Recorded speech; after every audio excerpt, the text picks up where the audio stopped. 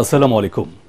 ATN Bangla সংবাদে সবাইকে স্বাগত জানাচ্ছি ফিরোজ তোহা। শুরুতে বিআরবি কেবলস সংবাদ শিরোনাম। নানা চ্যালেঞ্জের মধ্যে প্রায় ৮ লাখ কোটি টাকার বাজেট ঘোষণা। রাজস্ব আয়ের লক্ষ্যমাত্রা ৫.৫ লাখ কোটি, ঘাটতি ২.২ লাখ কোটি টাকা। বাজেটে দাম কমতে পারে চাল, ডাল, চিনি, তেল, ওষুধ সহ বেশ কিছু পণ্যের। দাম বাড়ার তালিকায় রয়েছে মোবাইল ফোন, এসি, ফ্রিজ ও মোটর সাইকেল। প্রস্তাবিত বাজেট বাস্তবতা বিবর্জিত, এতে গুণগত বা কাঠামোগত কোনো পরিবর্তন নেই, দাবি আমির খসরুর। মূল্যস্ফীতি কমাতে সুনির্দিষ্ট রোড ম্যাপ নেই, বলছে ঢাকা চেম্বার। সবার মতামত নিয়ে জুলাই সনদ প্রণয়ন করা হবে। রাজনৈতিক দলগুলোর সাথে ঐক্যমত কমিশনের বৈঠকে বললেন প্রধান উপদেষ্টা, দূরত্ব কাটিয়ে ঐক্য গড়ার তাগিদ।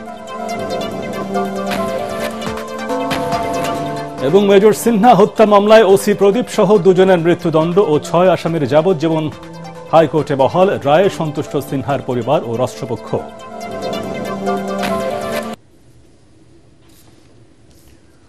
শুনছিলেন বিআরবি কেবলস সংবাদ শিরোনাম। এবারে বিস্তারিত। ২০২৫-২৬ অর্থ বছরের জন্য ৭,৯০,০০০ কোটি টাকার বাজেট পেশ করলেন অর্থ উপদেষ্টা ডক্টর সালেহ উদ্দিন আহমেদ। বিটিভিতে সরাসরি প্রচারিত ৫৪তম বাজেট প্রস্তাবনায় লক্ষ্যমাত্রা ৫,৬৪,০০০ কোটি টাকা, ঘাটতি ২,২৬,০০০ কোটি। বাজেট বক্তৃতায় অর্থ উপদেষ্টা জানান, ঘাটতি কমাতে সংকোচনমূলক রাজস্ব নীতি অনুসরণ করছে অন্তর্বর্তী সরকার। বিদেশি সহযোগীদের কাছ থেকে ৩.৬ বিলিয়ন মার্কিন ডলার বাজেট সহায়তা পাওয়ার সম্ভাবনার কথাও জানান তিনি। অর্থনীতির ভারসাম্য রক্ষায়, বৈষম্যহীন সমাজ প্রতিষ্ঠায় বাজেটে সর্বোচ্চ অগ্রাধিকার দেওয়া হয়েছে কর্মসংস্থান, মানব সম্পদ ও সামগ্রিক সামাজিক উন্নয়নে। শরফুল আলমের রিপোর্ট। জুলাই বিপ্লবে আত্মোৎসর্গকারীরা আমাদের সামনে একটি বিরল সুযোগ তৈরি করে দিয়ে গেছেন দেশকে। সংকোচনমূলক রাজস্ব নীতি অনুসরণ করেই অন্তর্বর্তীকালীন সরকারের ও অর্থ উপদেষ্টা হিসাবে নিজের প্রথম বাজেট উপস্থাপন করেন ডক্টর সালেহ উদ্দিন আহমেদ। ৫৪তম প্রস্তাবিত বাজেটে ব্যয় ধরা হয়েছে ৭,৯০,০০০ কোটি টাকা। ইতিহাস সৃষ্টি করে আগের অর্থ বছরের চেয়ে এবারের বাজেট কমল ৭,০০০ কোটি টাকা। বিশাল বাজেটের উন্নয়ন পরিচালনা, খাদ্য, দেশি বিদেশি ঋণ পরিশোধ ও অগ্রিম ঋণ প্রদান, বার্ষিক উন্নয়ন কর্মসূচি সব মিলে এই অর্থ ব্যয়ের প্রস্তাব দিয়েছেন অর্থ উপদেষ্টা। আপাতত প্রবৃদ্ধির গতিবৃদ্ধির পরিবর্তে অর্থনীতির ভিত মজবুত করার দিকে আমরা অধিকতর মনোযোগ দিচ্ছি। এই শক্তিশালী ভিত্তি হবে আগামী বাংলাদেশের বিনির্মাণের সোপান এবং সকল স্তরে বৈষম্যহীন ব্যবস্থার নিশ্চয়তা প্রদান হবে আমাদের মূল লক্ষ্য। উচ্চ মূল্যস্ফীতির মধ্যেই এনবিআর এর রাজস্ব লক্ষ্যমাত্রা বাড়ানো হয়েছে। আসছে অর্থ বছরে রাজস্ব আদায়ের লক্ষ্যমাত্রা ধরা হয়েছে ৫,৬৪,০০০ কোটি টাকা। চড়া সুদে ঋণের পরিমাণ কমাতে ঘাটতির লক্ষ্যমাত্রা কমানো হয়েছে। কঠিন অর্থনীতির বিশেষ সময়ে সবচেয়ে বেশি প্রাধান্য দেওয়া হচ্ছে মূল্যস্ফীতি নিয়ন্ত্রণ। দেশীয় শিল্পের বিকাশে বিশেষ গুরুত্ব দিয়ে বরাদ্দ বাড়ানোর প্রস্তাব করা হয়েছে কর্মসংস্থান ও সামাজিক সুরক্ষা খাতে। নাগরিক সুবিধা, কর্মসংস্থান ইত্যাদি বিষয়ের উপর জোর দেওয়া হয়েছে। স্বল্পোন্নত দেশ হতে উত্তরণ এবং জলবায়ু পরিবর্তনের ফলে ক্রমাগত যে সকল সুযোগ সৃষ্টি তার সুবিধা ভোগ এবং যে সকল চ্যালেঞ্জ তৈরি হয়েছে তাকে মোকাবেলা করে টেকসই উন্নয়ন নিশ্চিত করার দিকেও মনোযোগ দেওয়া হয়েছে। মেগা প্রকল্প না থাকায় উন্নয়ন ব্যয় ২,৪৫,০০০ কোটি টাকা ধরা হয়েছে, যার মধ্যে এডিবিতে যাবে ৩,৩০,০০০ কোটি টাকা। বাজেট বক্তৃতায় সংস্কারের অংশ হিসাবে কমিশনগুলো কাজ করছে জানিয়ে অর্থ উপদেষ্টা চলতি অর্থ বছরের সম্পূরক বাজেট উপস্থাপন করেন। এর আগে ২০২৫-২৬ অর্থ বছরে ৭,৯০,০০০ কোটি টাকার বাজেট অনুমোদন করে উপদেষ্টা পরিষদ। প্রধান উপদেষ্টার তেজগাঁও কার্যালয়ে অনুষ্ঠিত উপদেষ্টা পরিষদের বৈঠকে এই অনুমোদন দেয়া হয়। প্রস্তাবিত নতুন অর্থ বছরের বাজেট পেশের পর মতামতের ভিত্তিতে অধ্যাদেশের মাধ্যমে জুন মাসের শেষের দিকে পাশ হবে ২০২৫-২৬ সালের বাজেট। বরাদ্দ কমিয়ে আগামী অর্থ বছরের জন্য নতুন বাজেট পেশ করলেন অর্থ উপদেষ্টা। এবারের বাজেটে সবচেয়ে বেশি গুরুত্ব দেওয়া হচ্ছে কম আয়ের মানুষকে। এই জন্য সামাজিক সুরক্ষা খাতের বরাদ্দ যেমন বাড়ছে তেমনি কমছে উপকারভোগীর সংখ্যা। বিশ্লেষকরা বলছেন, উপকারভোগীর জন্য যে অর্থ বরাদ্দ দেওয়া হোক না কেন তা যেন সঠিকভাবে সবার কাছে পৌঁছায়, তা বাস্তবায়ন করতে হবে সরকারকেই। শরফুল আলম, এটিএন বাংলা, ঢাকা। প্রস্তাবিত বাজেটে কমতে পারে চিনি, চাল, ডাল, পরিশোধিত তেল, এলএনজি, তরল দুধ, ক্যান্সারের ওষুধ, ইনসুলিন, কৃষি যন্ত্রপাতি, বাস, মাইক্রোবাস ও ই বাইকের দাম। তালিকায় রয়েছে আইসক্রিম, বিদেশি পোশাক ও জুতা এবং গাড়ির বিভিন্ন যন্ত্রাংশ। অন্যদিকে দাম বাড়ার তালিকায় রয়েছে বাড়ি নির্মাণের বিভিন্ন উপকরণ, AC, fridge, mobile phone, LPG, motorcycle, cigarette ও প্লাস্টিক পণ্য, বিদেশি চকলেট ও লিপস্টিক। বাজেটে দাম বাড়া কমা নিয়ে দেখুন তরিক ইসলামের রিপোর্ট। বাজেটে সাধারণ মানুষকে স্বস্তি দিতে কর ছাড় দেওয়ার প্রস্তাব রয়েছে বেশ কিছু পণ্যে। বাজেটে কমানো হতে পারে ঋণপত্রের কমিশনের উচ্চ কর, ফলে দাম কমবে চাল, ডাল, আটা, লবণ, চিনি ও ভোজ্য তেলের, যেখানে টন প্রতি ৫০০ টাকা কমবে চিনির আমদানি ব্যয়। স্থানীয় পর্যায়ে ভ্যাট অব্যাহতি দেওয়ায় দাম কমবে স্যানিটারি ন্যাপকিন, তরল দুধ ও কলমের। সম্পূরক শুল্ক কমানোর ফলে দাম কমবে বিদেশি মাছ ও মাংস, পোশাক, জুতা ও বিদেশি প্লাস্টিক পণ্যের। স্যামন, টুনা ইত্যাদি মাছের উপর সম্পূরক শুল্ক কমানো হয়েছে। দাম কমার তালিকায় রয়েছে বাস, মাইক্রোবাস, ই বাইক, বাসের টায়ার সহ বিভিন্ন যন্ত্রাংশের। ভ্যাট অব্যাহতি থাকায় দাম কমবে বড় আকারের মনিটরের। এছাড়া দাম কমার তালিকায় রয়েছে এলএনজি, তরল দুধ, ক্যান্সারের ওষুধ, ইনসুলিন ও কৃষি যন্ত্রপাতির। বাজেটে রাজস্ব লক্ষ্যমাত্রা ধরা হয়েছে ৫,৬৩,০০০ কোটি টাকা। বিশাল এর লক্ষ্যমাত্রা পূরণে নতুন করে কর বসানো হয়েছে বেশ কিছু পণ্যের। ভ্যাট অব্যাহতি সুবিধা কমানোয় বাজেটে দাম বাড়তে পারে মুঠোফোন, ওয়াশিং মেশিন ও ব্লেন্ডারের। দাম বাড়বে থালা বাসন সহ তৈজসপত্রের। তবে ভ্যাট ছাড় দেওয়া হয়েছে পরিবেশ বান্ধব তৈজসপত্রের। দাম বাড়ার তালিকায় রয়েছে গৃহ নির্মাণের বিভিন্ন উপকরণের। দাম বাড়বে rod, cement, lift, bar angle, tiles, screw, nut bolt ও নির্মাণ সামগ্রীর। খরচ বাড়বে এলপিজি সিলিন্ডারে, ফলে বাড়তে পারে খাওয়ার বিল। দাম বাড়বে শিশু খাদ্য ও বিদেশি চকলেটের। বাজেটে দাম বাড়ায় তালিকায় রয়েছে সিগারেট, ফ্রিজ, শীতাতপ মেশিন, দেশি বিদেশি আমদানিকৃত গাড়ি, খেলনা, মোটরসাইকেল ও ইজি বাইকের যন্ত্রাংশের, যা কার্যকর হবে ১ জুলাই থেকে। তরিক ইসলাম, এটিএন বাংলা, ঢাকা। ২০২৫-২৬ অর্থ বছরের বাজেটে বিশেষ কয়েকটি খাতে বরাদ্দ দিয়েছেন অর্থ উপদেষ্টা ডক্টর সালেহ উদ্দিন আহমেদ। জুলাই অভ্যুত্থানে শহীদ পরিবার ও আহতদের জন্য ৪০৫ কোটি ২০ লাখ টাকা বিশেষ বরাদ্দের প্রস্তাব করেছেন তিনি। চলতি অর্থ বছরে তাদের কর মুক্তিও দেওয়া হয়েছে। নতুন করদাতাদের ন্যূনতম কর এবার ধরা হয়েছে ১,০০০ টাকা। বাজেট বক্তৃতায় অর্থ উপদেষ্টা বলেছেন, নির্বাচনের মাধ্যমে গণতান্ত্রিক সরকারের হাতে ক্ষমতা তুলে দিতে চায় অন্তর্বর্তী সরকার। তবে এবারের বাজেটে জাতীয় নির্বাচনের জন্য নেই বিশেষ কোনো বরাদ্দ। ইমদাদুল্লাহ বাবুর রিপোর্ট। বিপ্লবী ছাত্র জনতার রক্তের বিনিময়ে ৫ আগস্ট বিদায় নেয় ফ্যাসিবাদী আওয়ামী লীগ সরকার। পরবর্তীতে গঠিত অন্তর্বর্তী সরকার সোমবার তাদের প্রথম বাজেট উপস্থাপন করে জাতির সামনে। সরকারের অর্থ উপদেষ্টার প্রস্তাবিত বাজেটে ছিল বেশ কিছু বিশেষ খাতে বরাদ্দ। এর মধ্যে রয়েছে জুলাই বিপ্লবে শহীদ পরিবার এবং আহতদের জন্য বিশেষ বরাদ্দ। এছাড়াও চলতি অর্থ বছরে কর দিতে হবে না জুলাই যোদ্ধা ও তাদের পরিবারকে। আগামী ২০২৬-২৭ অর্থ বছরে আয় ৫,২৫,০০০ টাকা হলে দিতে হবে কর। আর তরুণ উদ্যোক্তাদের জন্য রয়েছে ১০০ কোটি টাকার বিশেষ বরাদ্দ। শীঘ্রই জুলাই গণ অভ্যুত্থানের শহীদদের পরিবার এবং আহতদের জন্য ভাতা প্রদানের লক্ষ্যে নীতিমালা প্রণয়ন করা হবে। এছাড়াও তাদের চিকিৎসা ও পুনর্বাসনের জন্য প্রয়োজনীয় কার্যক্রম গ্রহণ করা আছে।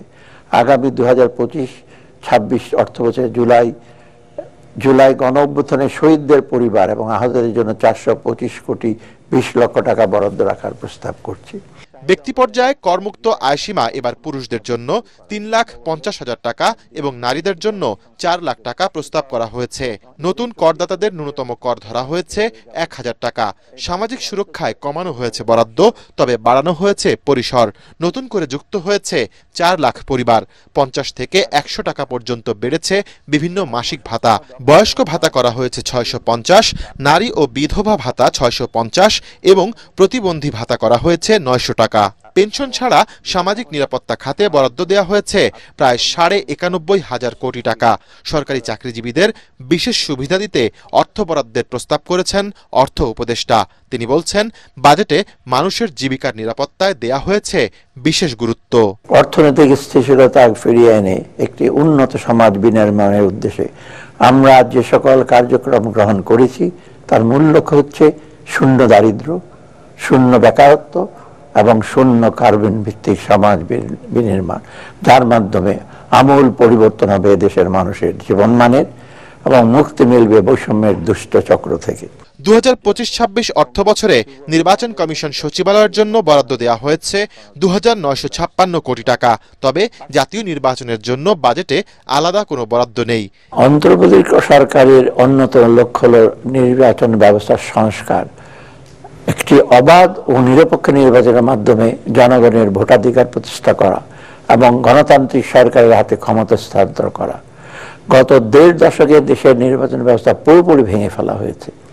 তাই আমরা নির্বাচনী ব্যবস্থার সংস্কারের উপর সর্বোচ্চ অগ্রাধিকার প্রদান করেছি এবং এ লক্ষ্যে বিভিন্ন আইন, নীতিমালা ও আদেশের সংশোধন ও সংস্কারের কার্যক্রম হাতে নিয়েছি।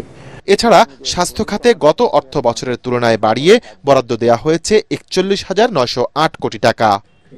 ইমদাদুল্লাহ বাবু, ATN বাংলা, ঢাকা। 2025-26 অর্থ বছরের প্রস্তাবিত বাজেট বাস্তবতা বিবর্জিত। এতে গুণগত বা কাঠামোগত কোনো পরিবর্তন নেই বলে দাবি করেছেন বিএনপির স্থায়ী কমিটির সদস্য আমির খসরু মাহমুদ চৌধুরী। তাৎক্ষণিক প্রতিক্রিয়া জানাতে গিয়ে তিনি বলেন, অন্তর্বর্তী সরকারের প্রস্তাবিত বাজেট আগের সরকারের ধারাবাহিকতা। তিনি বলেন, রাজস্ব আয়ের সাথে বাজেটের আকারের কোনো সামঞ্জস্য নেই, মৌলিক বিষয়গুলোতে গলদ রয়ে গেছে। বর্তমান পরিস্থিতিতে বাজেটের আকার আরও ছোট হওয়া উচিত ছিল মন্তব্য করে তিনি বলেন, বাজেট বাস্তবায়ন সরকারের জন্য কঠিন হবে। রাজস্ব আয়কে ভিত্তি করে আসলে বাজেট করা উচিত। তাহলে আপনার প্রাইভেট সেক্টরে মানি ফ্লোটা থাকলো, তার বিনিয়োগ থাকলো এবং ইন্টারেস্ট রেটটা কমে আসলো, আপনার বিদেশ থেকে ঋণটা কমে আসলো, ঋণ সার্ভিসিং কমে, যে সুদের হার, সুদটা কম পেমেন্ট করতে হবে, কিন্তু সেই জায়গা থেকে আমরা খুব একটা সরে আসতে পারি নাই। আমাদের রাজস্ব আয়ের সাথে বাজেটের সাইজের একটা সম্পৃক্ততা থাকা উচিত ছিল। আমি মনে করি সেটা হয়নি। সেটা পুরোটাই রাজস্ব আয় যেটা আছে সেটা আপনার পরিচালনা ব্যয়ের মধ্যে চলে যাবে এবং পুরোটাই কিন্তু দেশের ভিতর থেকে বাইরে থেকে লোন নিতে গেলে যে প্রভাবগুলো আমি বললাম, এই প্রভাবের কারণে অর্থনৈতিক ক্ষতিগ্রস্ত হবে। আগের যেভাবে বাজেট চলে আসছে, মূলত সেখান থেকে আমরা খুব একটা সংখ্যার তারতম্য ছোটখাটো হয়েছে, কিন্তু প্রিন্সিপালের যে বাজেটের যে প্রিন্সিপাল, ওই জায়গাটাই কিন্তু আমরা আগের মতো রয়ে গেছি। বাজেটে মূল্যস্ফীতি কমানোর সুনির্দিষ্ট রোডম্যাপ নেই বলে জানিয়েছে Dhaka chamber of commerce and industries, DCCI। রাজধানীর মতিঝিলে DCCI কার্যালয়ে আয়োজিত সংবাদ সম্মেলনে সভাপতি তাসকিন আহমেদ তাৎক্ষণিক প্রতিক্রিয়ায় একথা বলেন। তিনি বলেন, মূল্যস্ফীতি ও অর্থনৈতিক সংকট বিবেচনায় কর মুক্ত আয়ের সীমা অপরিবর্তিত রাখা হতাশাজনক। এছাড়া বাজেটে অনেক ভালো দিক আছে যা বাস্তবায়ন করা সম্ভব হলে অর্থনীতি নতুন মাত্রা পাবে বলেও মনে করেন তিনি। এই বাজেটটা আমাদের বিজনেস এবং অর্থনীতিকে বেগবান করার জন্য কি এটা একটা সাপোর্টিভ বাজেট হয়েছে? আমরা সেই ব্যাপারে ক্লিয়ারলি বলতে চাচ্ছি যে আমরা সাপোর্টিভ কোনো কিছু এই বাজেটটা আমরা দেখতে পাইনি। দূরত্ব ঘুচিয়ে জুলাই সনদের তালিকায় বেশি ইস্যু যুক্ত করার আহ্বান জানিয়েছেন প্রধান উপদেষ্টা doctor Mohammad Yunus. Foreign service একাডেমিতে জাতীয় ঐকমত্য কমিশনের সর্বদলীয় বৈঠকে এ আহ্বান জানান তিনি। জানান, সবার মতামতে চূড়ান্ত করা হবে জুলাই সনদ। এ সময় প্রধান উপদেষ্টা বলেন, বিভক্তি নয়, করতে হবে ঐক্যবদ্ধ হওয়ার রাজনীতি। বিস্তারিত জানাচ্ছেন একরামুল হক সায়েম।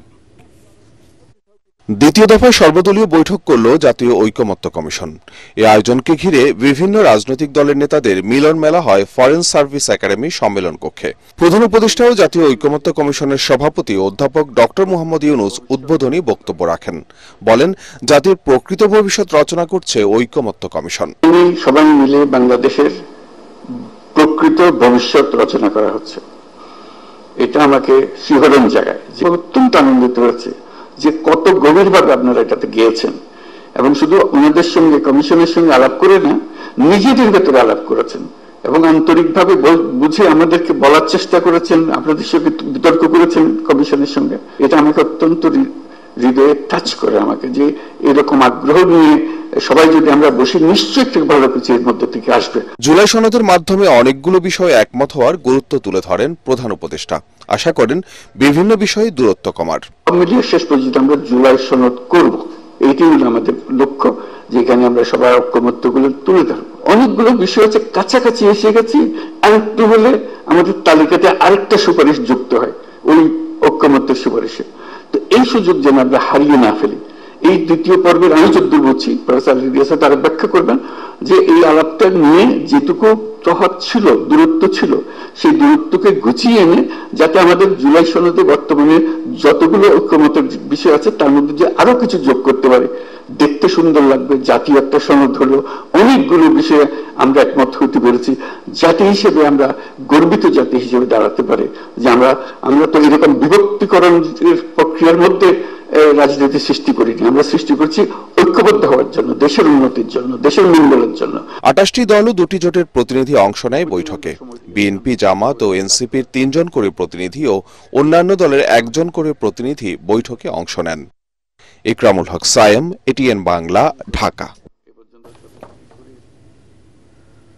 দর্শক, ঐক্যমত্য কমিশনের সাথে বৈঠকের শেষে এখন সাংবাদিকদের সাথে কথা বলছেন খেলাফত মজলিসের সদস্যগণ। আমরা এখন সরাসরি চলে যাচ্ছি তার কাছে। প্রস্তাব ছিল যে এই যে একটা লম্বা সময়, ডিসেম্বর থেকে জুন, এই 6 মাসের মধ্যে নির্বাচন কবে হবে, আদৌ হবে কিনা, অনেক মানুষের মধ্যে সন্দেহ আছে, সংশয় আছে। এই জন্য আমরা আজকে চিফ অ্যাডভাইজারকে বলেছি যে আপনার দেওয়া যেই সময়সীমা, এর মধ্যে আপনি ইলেকশনটা কোন মাসে করবেন, এর একটা রুটম্যাপ আমরা চাই। আপনি ফেব্রুয়ারিতে করবেন, না জানুয়ারিতে করবেন, না ডিসেম্বরে করবেন, অর্থাৎ আপনার দেওয়া যে সময়, এর মধ্যে আপনি কোন মাসে ইলেকশনটা করবেন, আমরা একটা রোডম্যাপ চাই। আমরা 3টা প্রস্তাব দিয়েছি।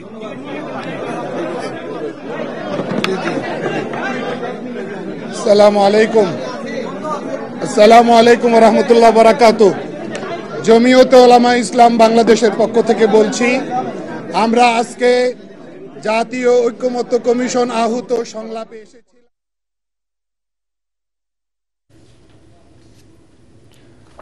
বহুল আলোচিত সাবেক মেজর সিনহা হত্যা মামলায় বরখাস্ত ওসি প্রদীপ কুমার দাস ও পুলিশ পরিদর্শক লিয়াকত আলীর মৃত্যুদণ্ড বহাল রেখেছেন হাইকোর্ট।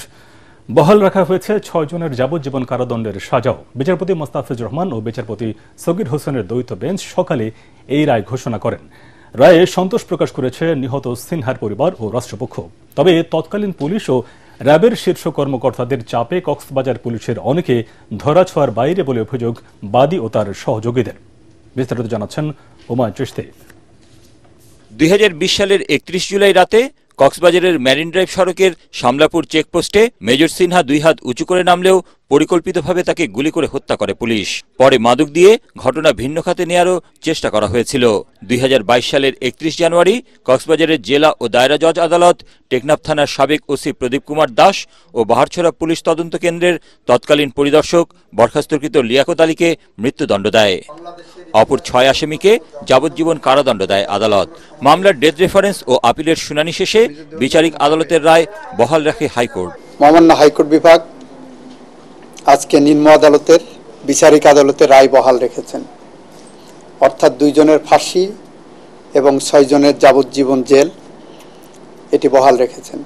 আগামী প্রজন্মের জন্য বাসযোগ্য করে গড়ে তুলে রাখার জন্য এই বিচারটা প্রয়োজন এবং এই শাস্তিটা বহাল রাখা প্রয়োজন।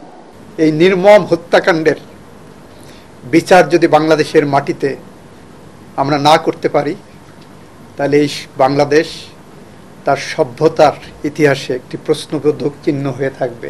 আমরা মনে করি মেজর সিনহা তার জীবন দিয়ে যত মানুষের জীবন রক্ষা করে গেছেন, তাদের প্রতিটি নিঃশ্বাস তার আত্মার শান্তি মাগফিরাত কামনা করবে। বিচারের পরবর্তী ধাপগুলো দ্রুত শেষ করে রায় কার্যকর চান নিহত সিনহার পরিবার। তার বড় বোনের আক্ষেপ, পুলিশ কর্তৃক হত্যাকাণ্ডের পরও ধরাছোঁয়ার বাইরে রয়ে গেছে কক্সবাজারের তৎকালীন পুলিশের এসপি মাসুদ হোসেন। আমাদের তো আরো সামনে যেতে হবে, আরো কিছু পথ যেতে হবে, অ্যাপিলেট ডিভিশন আছে। সো ওই ফেজগুলো পার করার পরে যেদিন রায়টা কার্যকর হবে, যদি একই রায় থাকে এবং রায়টা কার্যকর হয়, সেদিনে আমরা বলবো আসলে আমরা চূড়ান্তভাবে সন্তুষ্ট। বাদীর সহযোগী সাবেক সেনা কর্মকর্তাদের অভিযোগ, তৎকালীন আইজিপি বেনজির ও র্যাবের তখনকার ডিজি চৌধুরী আব্দুল্লাহ আল মামুনের চাপে এসপিকে মামলা থেকে বাদ দিতে হয়েছিল। সরকারের কারণে বাধাগ্রস্ত হয়েছে, এটা বুঝতে হবে আপনাদেরকে। অ্যাটর্নি জেনারেল জানিয়েছেন, দ্রুত নিষ্পত্তি করতে আপিল বিভাগেও মামলাটি দ্রুত শুনানির উদ্যোগ নেবে রাষ্ট্রপক্ষ। হুমায়ুন চিশতি, এটিএন বাংলা, ঢাকা। দ্রুতই জামায়াতে ইসলামীর নিবন্ধন ও প্রতীক ফিরিয়ে দেবে নির্বাচন কমিশন। ইসি এ বিষয়ে ইতিবাচক বলে জানান দলটির সহকারী secretary general AHM Hamidur Rahman Azad. এর আগে এসব ইস্যুতে নির্বাচন কমিশনের সাথে বৈঠক করে জামায়াতে ইসলামীর 6 সদস্যের প্রতিনিধি দল, যার নেতৃত্ব দেন সহকারী secretary general AHM Hamidur Rahman Azad. বৈঠক শেষে তিনি বলেন, গতকাল আদালত ইসিকে নিবন্ধন পূর্বের অবস্থায় ফিরিয়ে দিতে আদেশ দিয়েছে। জনগণ দ্রুত জামায়াতকে আগের অবস্থায় দেখতে পাবে বলে তাদের প্রত্যাশা। পাশাপাশি আদালতের আদেশ অনুযায়ী অনায়াসেই তাদের নির্ধারিত প্রতীক দাড়িপাল্লা ফেরত পাবেন বলেও আশাবাদ জানান দলের সহকারী সেক্রেটারি জেনারেল হামিদুর রহমান আজাদ। জামায়াত ইসলামী 13 সালের রায়ের পূর্বে যেভাবে নির্বাচন কমিশনের নিবন্ধিত দল ছিল, বিগত ফ্যাসিস্ট সরকার অন্যায়ভাবে সেটা কেড়ে নিয়েছিল, আমরা সে অধিকারটা পেয়েছি।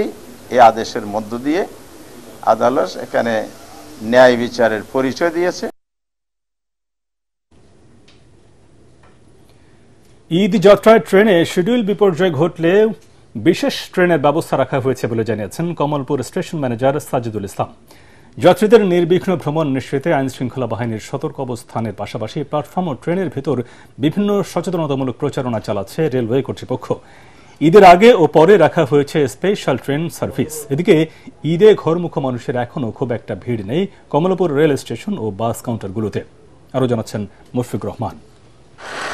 ঈদের ছুটি এখনো শুরু হয়নি, তবুও নারীর টানে অনেকেই ছুটেছে বাড়ির পানে। 31 মে থেকে ঈদ যাত্রা শুরু হলেও কমলাপুর রেল স্টেশনে যাত্রীদের খুব একটা ভিড় নেই।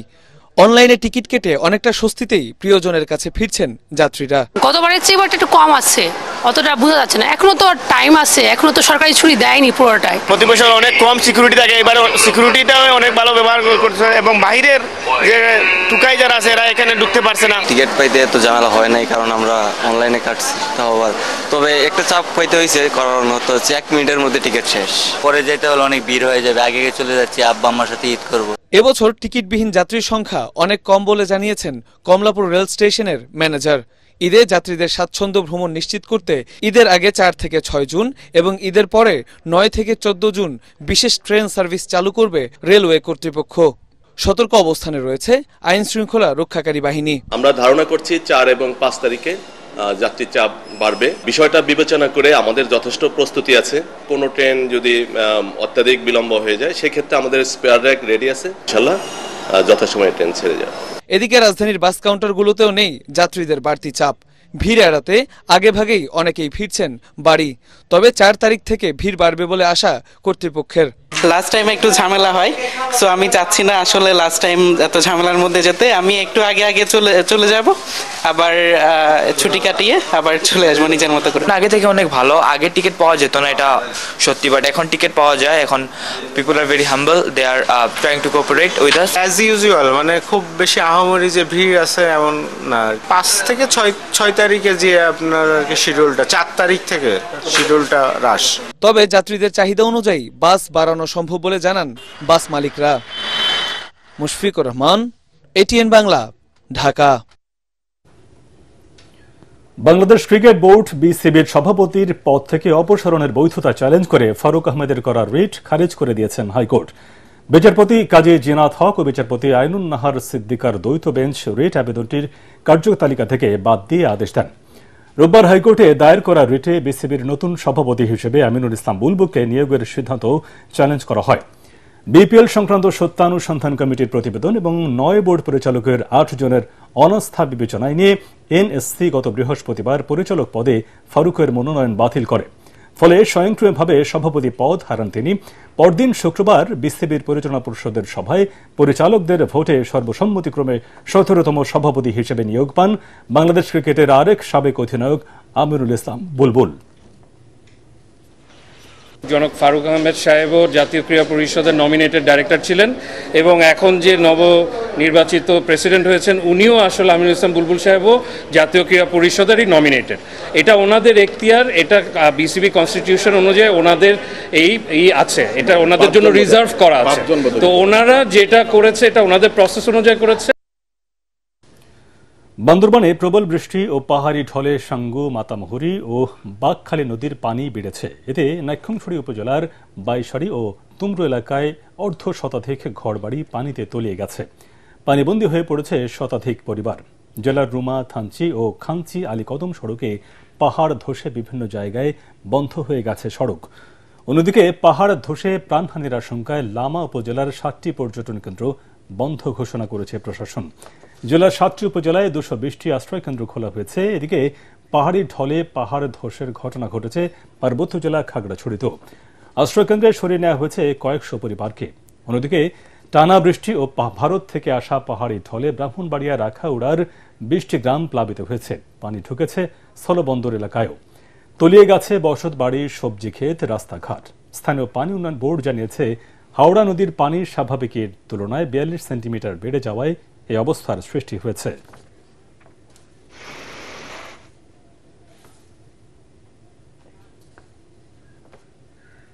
আল আরাফা ইসলামী ব্যাংক অর্থ সংবাদ।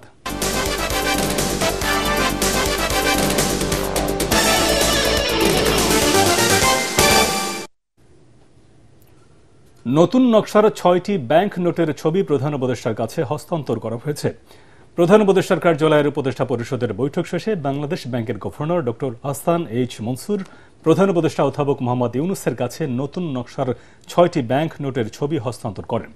এ সময় অর্থ উপদেষ্টা সালাউদ্দিন আহমেদ, আইন উপদেষ্টা আসিফ নজরুল, পার্বত্য চট্টগ্রাম বিষয়ক উপদেষ্টা সুপ্রদীপ চাকমা এবং স্থানীয় সরকার উপদেষ্টা আসিফ মাহমুদ সজীব ভূঁইয়া উপস্থিত ছিলেন।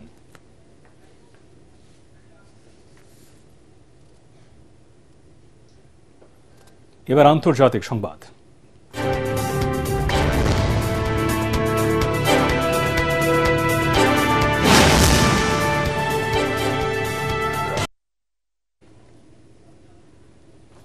ইংলিশ চ্যানেল পাড়ি দিয়ে একদিনে যুক্তরাজ্যে ঢুকলেন প্রায় 1200 অবৈধ অভিবাসী। ব্রিটিশ স্বরাষ্ট্র মন্ত্রণালয় জানিয়েছে, গত শনিবার 1194 জন অভিবাসী 18টি ছোট নৌকায় করে দেশটিতে পৌঁছেছেন।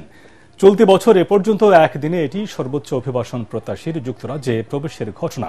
এ ঘটনায় গভীর উদ্বেগ জানিয়েছেন দেশটির প্রতিরক্ষামন্ত্রী জন হেলি। তিনি জানান, গত 5 বছরে যুক্তরাজ্যে তার সীমান্ত নিয়ন্ত্রণ হারিয়েছে। অভিবাসীদেরকে যেভাবে চোরাকারবারিরা ট্যাক্সির মতো তুলে এনে চ্যানেল পার করছে তা খুবই ভয়ঙ্কর এবং উদ্বেগজনক। ব্রিটিশ স্বরাষ্ট্র মন্ত্রণালয়ের তথ্য মতে এবছর এখন পর্যন্ত 14,811 জন অভিবাসন প্রত্যাশী অবৈধভাবে দেশটিতে ঢুকেছেন, যা গত বছরের তুলনায় 42% বেশি। দর্শক, ঐকমত্য কমিশনের সাথে বৈঠক শেষে সাংবাদিকদের ব্রিফ করছে বাংলাদেশ জামায়াত ইসলামী। আমরা এখন সরাসরি চলে যাচ্ছি সেখানে। তাদেরকে ভোটে অংশগ্রহণ করার সুযোগ দিতে হবে এবং নীতিমা ইলেকশন কমিশন এটা রাজি হয়েছে। এটা জামায়াত ইসলামের অন্যতম একটা প্রধান দাবি। কিন্তু সারা পৃথিবী ছড়িয়ে থাকা মানুষগুলো কিভাবে ভোট দেবে, কোন কোন দেশে কতগুলো বুথ হবে, তারপরে সেখানকার গভর্নমেন্টের সাথে আন্ডারস্ট্যান্ডিং হবে, কারণ রেসপেক্টিভ গভর্নমেন্টের তো কপারেশন লাগবে। এই ব্যাপারে যে একটা কর্মযজ্ঞ শুরু হয়ে যাওয়া উচিত, ইলেকশন কমিশনের তৎপরতায় আমরা সেটা তেমন লক্ষ্য করছি না। আমরা বলছি তারা একটু স্লো। এই বিষয়ে সরকারের জন্য যথাযথ মনোযোগ দেয়। 2 নম্বর নির্বাচনের জন্য একটা গুরুত্বপূর্ণ ল্যাঙ্গুয়েজ সেন্টেন্স আমরা সকলেই বলি এবং গুরুত্বপূর্ণ, সেটা হচ্ছে লেভেল প্লেইং ফিল্ড, সকলের জন্য সমতল করা। অতীতে 3টা নির্বাচন তো হয়েছে, কিন্তু সমতল ছিল না, স্বচ্ছ ছিল না। তো আর একটা এরকম প্রহসনমূলক নির্বাচন আমরা চাই না এবং নির্বাচনকে গ্রহণযোগ্য স্বচ্ছ করার জন্য যারা সংশ্লিষ্ট আছে নির্বাচনের সাথে, যেমন প্রশাসনিক লোকেরা আছে, সেক্রেটারিয়েটে ডিসি এসপি সাহেবেরা আছেন, টিওনো ওসি আছেন, পোলিং প্রিসাইডিং অফিসার আছে, ইলেকশন চিফ ইলেকশন কমিশনের অফিস আছে, ল এনফোর্সিং অথরিটিজ আছে, সমস্ত জায়গায় যেন একটি স্বচ্ছতা নিয়ে আসে, আগে থেকে কাজ করে দ্রুতভাবে একটা লেভেল প্লেইং ফিল্ড যেন তৈরি হয় এবং সেরকম একটা উৎসব মুখর পার্টিসিপেটরি একটি নির্বাচন আমরা চাই। তার জন্য সরকারকে এই দুটি জায়গায় গুরুত্ব। এবার খেলার খবর।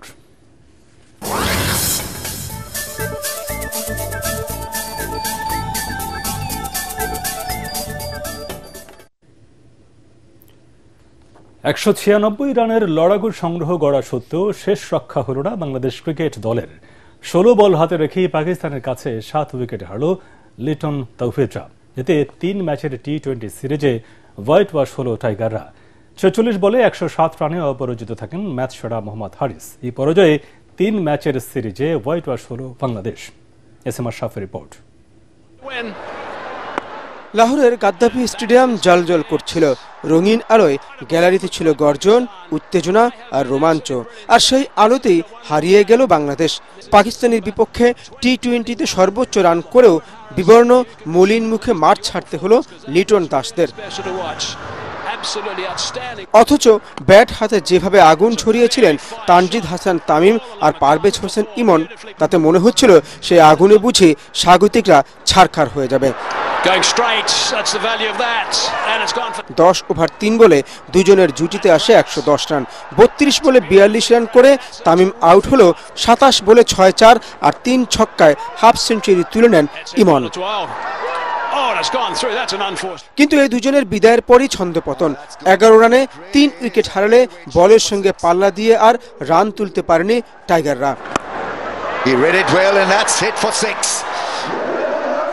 তবু এ রানকেই ঝড়ের বেগে অতিক্রম করে পাকিস্তান।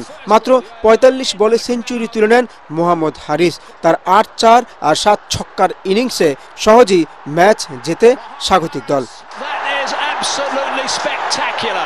এ নিয়ে দ্বিতীয়বার 190 রানের বেশি করেও হারের তেতো স্বাদ পেল তাহিদ হৃদয়, জাকের আলীরা। SM Ashraf, ATN Bangla. বাংলাদেশ জাতীয় ফুটবল দলের হয়ে খেলতে ঢাকায় পৌঁছেছেন ইংল্যান্ডে জন্ম নেয়া মিডফিল্ডার হামজা চৌধুরী। সকাল 10:30টায় ঢাকার হযরত শাহজালাল আন্তর্জাতিক বিমানবন্দরে পা রাখেন তিনি। আসন্ন এএফসি এশিয়ান কাপ 2027 বাছাইয়ে সিঙ্গাপুরের বিপক্ষে আগামী 10 জুন গুরুত্বপূর্ণ ম্যাচ খেলবে হ্যাভিয়ার কাব্রেরার দল। এছাড়াও 4 জুন ভুটানের বিপক্ষে একটি ফিফা টায়ার 1 আন্তর্জাতিক প্রীতি ম্যাচেও মাঠে নামবে লাল সবুজ দলের প্রতিনিধিরা। রাতে দলের অনুশীলন সেশনে যোগ দেবেন Hamza Chowdhury. I just wanted to say thank you to all the fans, media and journalists for my reception again. I'm looking forward to meeting up with the team and preparing for 2 big games. So inshallah we'll be successful and hopefully I'll see you all there to support us. One day cricket থেকে অবসরের ঘোষণা দিলেন Australian batter Glenn Maxwell. The final word পডকাস্টে এক সাক্ষাৎকারে নিজেই এই সিদ্ধান্তের কথা জানান 36 বছর বয়সী ক্রিকেটার। 2012 সালের আগস্টে আন্তর্জাতিক ওয়ানডেতে অভিষেক হওয়া ম্যাক্সওয়েল দীর্ঘ ক্যারিয়ারে অস্ট্রেলিয়ার হয়ে 149টি ওয়ানডে খেলেছেন। ব্যাট হাতে ঝড় তোলা ছাড়াও বল হাতেও দলের জন্য গুরুত্বপূর্ণ অবদান রেখেছেন তিনি। 2015-2023 সালের ওয়ানডে বিশ্বকাপ জয়ী দলের সদস্য ছিলেন ম্যাক্সওয়েল। ওয়ানডে ক্রিকেট থেকে অবসর নিলেও টি20 ফরম্যাটে অস্ট্রেলিয়ার হয়ে খেলা চালিয়ে যাবেন তিনি।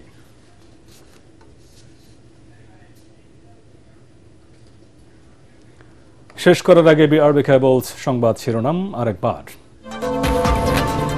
নানা চ্যালেঞ্জের মধ্যে প্রায় 8 লাখ কোটি টাকার বাজেট ঘোষণা। রাজস্ব আয়ের লক্ষ্যমাত্রা 5.5 লাখ কোটি, ঘাটতি 2.25 লাখ কোটি টাকা। বাজেটে দাম কমতে পারে চাল, ডাল, চিনি, তেল, ওষুধ সহ বেশ কিছু পণ্যের। দাম বাড়ার তালিকায় রয়েছে মোবাইল ফোন, এসি, ফ্রিজ ও মোটরসাইকেল।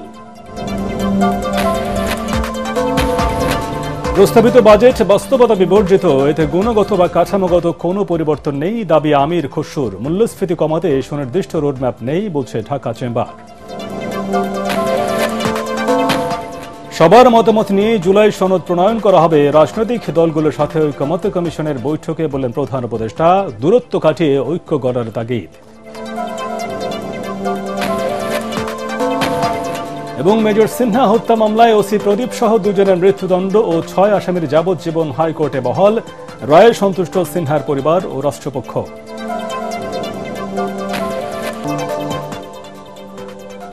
পরবর্তী সংবাদ দেখার আমন্ত্রণ জানিয়ে এখনকার মতো শেষ করছি। এটিএন বাংলা সংবাদ ইউটিউবে দেখতে ব্রাউজ করুন, youtube/ATN Bangla News। ধন্যবাদ সবাইকে।